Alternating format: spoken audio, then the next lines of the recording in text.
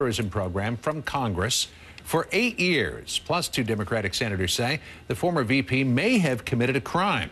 Jim Acosta is following this one from our bureau in Washington this morning. Jim, the law pretty clear on this, right? It is, John. The law basically requires the CIA to brief Congress on its activities.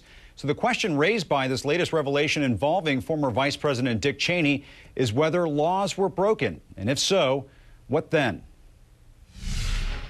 In a closed-door hearing late last month, CIA Director Leon Panetta told the Senate Intelligence Committee he had just terminated a secret counterterrorism program.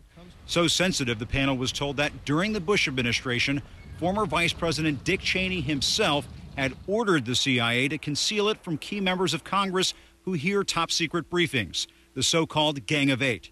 He did brief us, and in the course of the briefing, he did say, because I believe somebody asked a question as to why it was never reported to us, that the vice president had given the directive that the program not be reported to the Congress.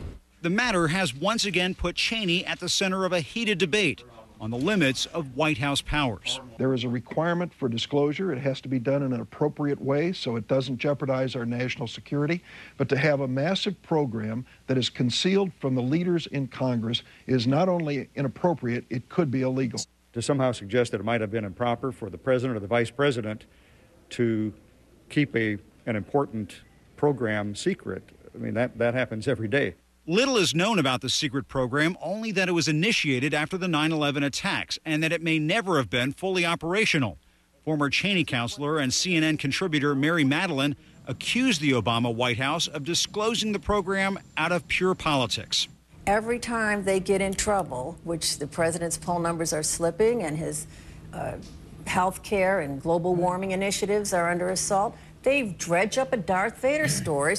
But it's a story that comes as Attorney General Eric Holder just might name a prosecutor to investigate the Bush administration's harsh interrogation techniques used on terrorism suspects, something Republicans would rather avoid.